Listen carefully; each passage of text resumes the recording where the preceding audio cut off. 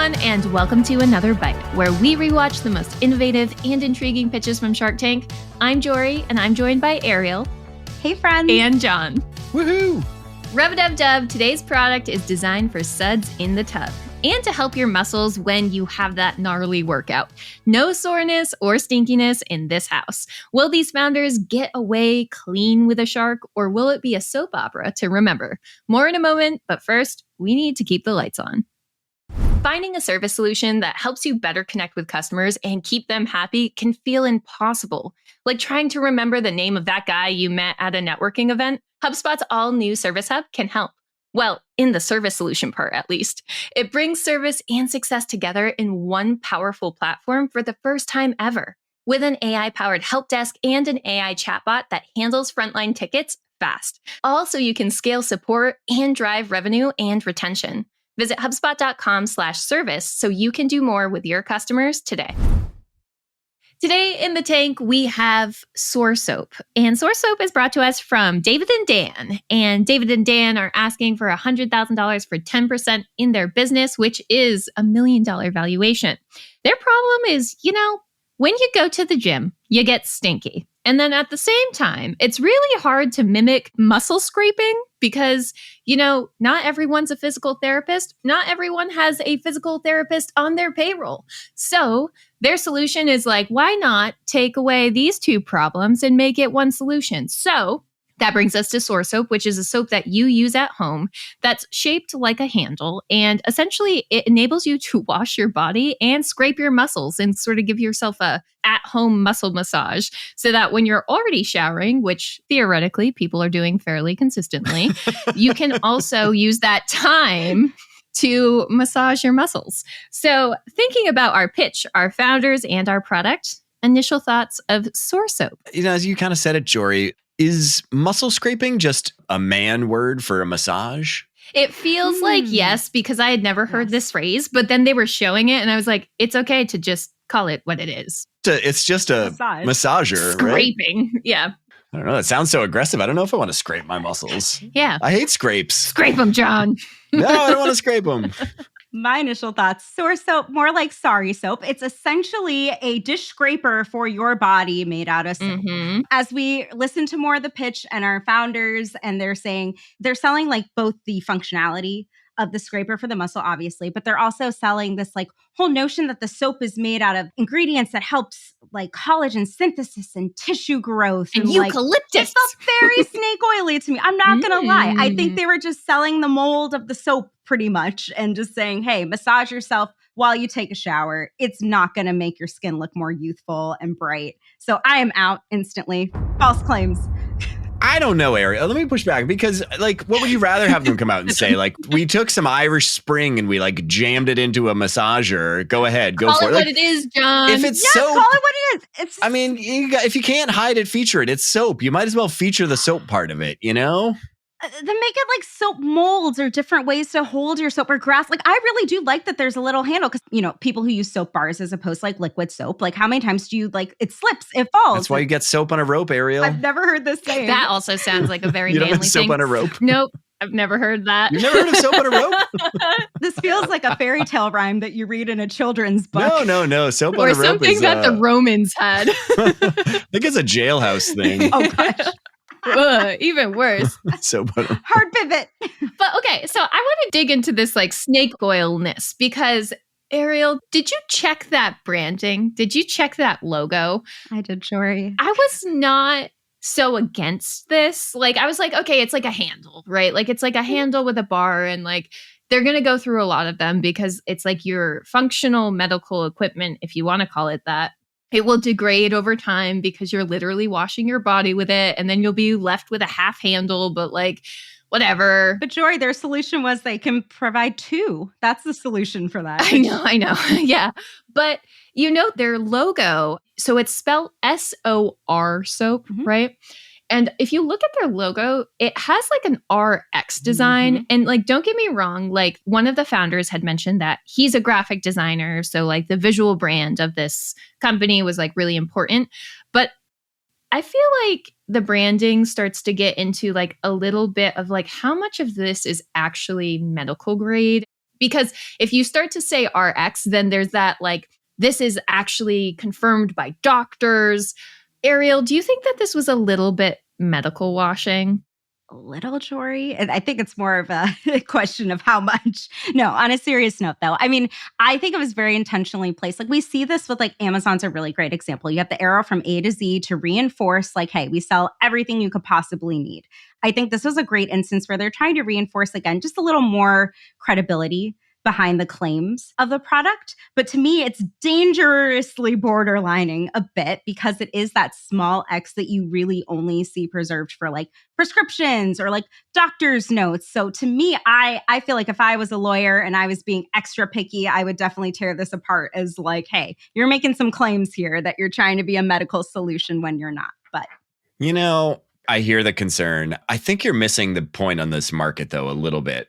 This is completely and totally targeted to the Huberman health longevity like collective, right? Sure. Like, let's be honest. Yeah. These people get into a bath of ice every day. That's true. That's fair. Fair enough. The persona is very different. This isn't your everyday. These people tape their mouths while they sleep so that they breathe through their nose. Like they're extreme people willing to spend money. They're typically male. They are typically very focused on health and longevity. They are typically affluent and they're willing to spend money on things that help improve their performance.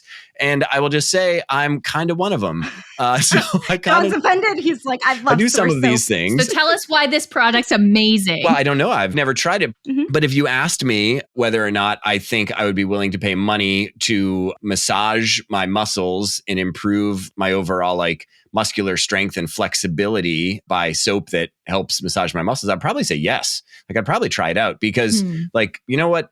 The people who are part of the Huberman, collective and Huberman persona are lacking is time. They have money, but no time. And so they're always looking to find ways to get more done in less time. And so they are showering already. So you might as well like shower with a massager, number one. And then they're looking to improve their performance and they've got money, so they're willing to pay. So I kind of think, yeah, I get it about, is the soap actually good for your skin? I don't know. Like, and is the RX symbol misleading? Like maybe a little bit, but I'm not sure any of it matters because, I think the people who are interested in this sort of thing are willing to try all sorts of things and willing to pay for them in order to improve their performance. Yeah. So as one of the personas then, what did you think about like the price point? Don't get me wrong. They have lifetime sales, $125K. We love to see it. Started 2 years ago. But the price is $23 for 2 bars of soap. From your perspective, did that raise any alarm bells? Or you're like, no, this persona does not care. The limit does not exist. Yeah, exactly. Like if they're coming from that more like affluent persona, any initial concerns with like the numbers that we started to see as the pitch went on? I don't think so. No. I think you're basically talking like what, $11.50 a bar? Sure. Like, not that much for like improved muscular performance. Claimed, alleged. Like what do you pay per class at SoulCycle?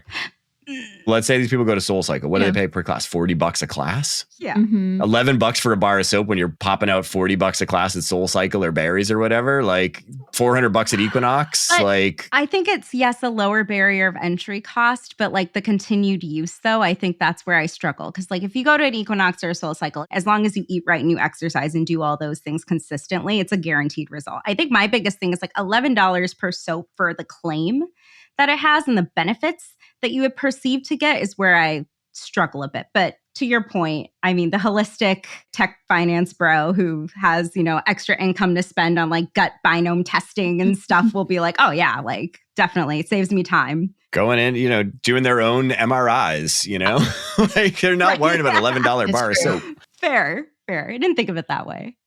But I guess like what's sticking for me too is like, yes, I get that like the massaging is the differentiator, right? So it's like clearly for that persona, but the soap market is steep. It is packed. It is full of soaps that make other claims. So Jon, the persona, you're coming at it with some like, I am the persona knowledge. If you had to sell like a ton of these, like they mentioned that they're doing some of the things in like the boutique-y space, they're thinking about wholesale. How would you make this go viral and like sell just a bunch of these bars of soap? And like, what should they think about, especially if it is such a niche or specific persona? Like you're not going to get your average consumer with this because of the benefit. How you selling this, Jon? I think you got to make muscle scraping a thing. You know, ice baths. There's lots of different ice bath companies, but the thing that was won by the initial ice bath company was the idea that cold exposure is critical to longevity, right? And so I think they need to find some research that basically proves that people who scrape muscles get improved recovery, improved performance. And then I think that they need to make it a thing. And then honestly, if you want to sell a lot of them, I probably would go a partnerships route.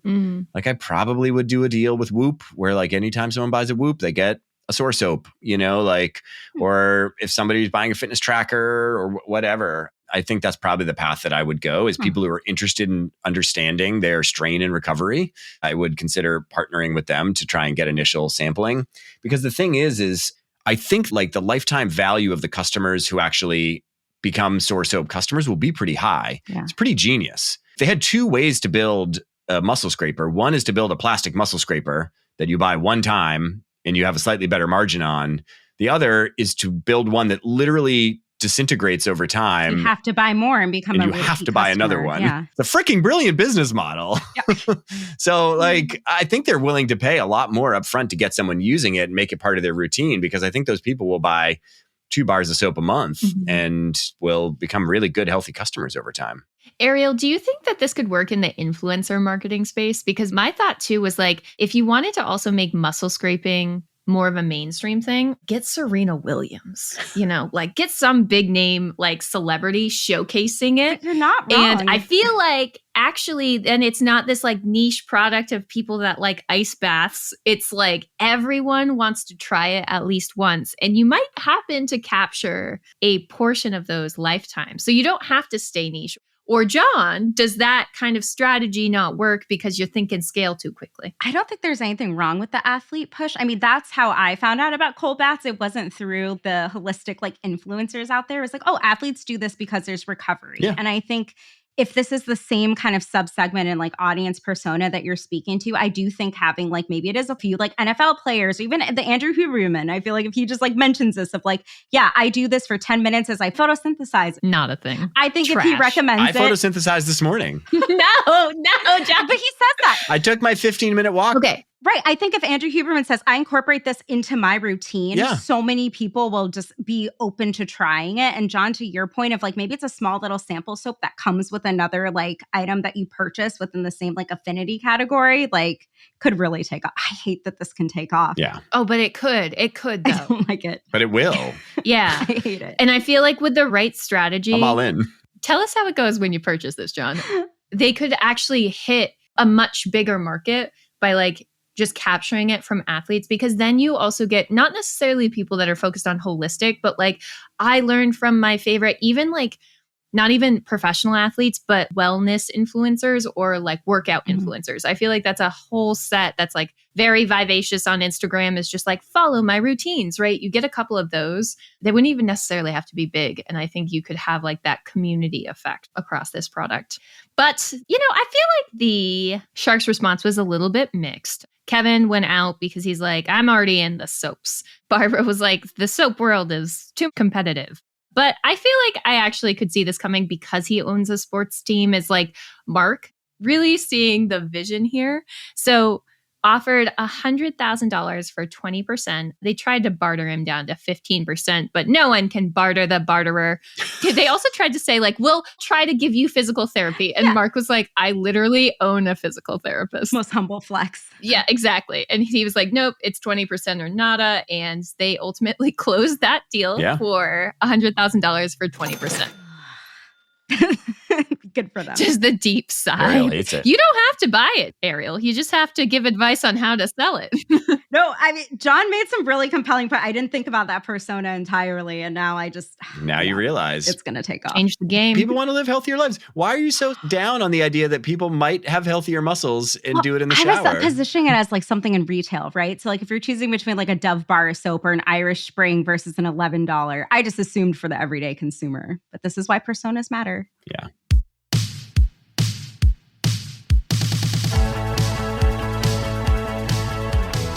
Production for today's episode was brought to you by Arie Desormeaux. Editing comes from Robert Hartwig and support from Alfred Schulz. Subscribe on Apple Podcasts, Spotify Podcasts, or wherever you subscribe to the greatest podcasts ever. That does it for me. See you next week in the tank for another bite. Create Like the Greats, hosted by Ross Simmons, is brought to you by the HubSpot Podcast Network, the audio destination for business professionals. Each episode hosts an in-depth analysis of some of the greatest creations and creators of all time, along with deep dive conversations on the creative process that went into building companies and brands. If you like learning about history or learning about the creative process, you'll like this podcast. Listen to Create Like the Greats wherever you get your podcasts.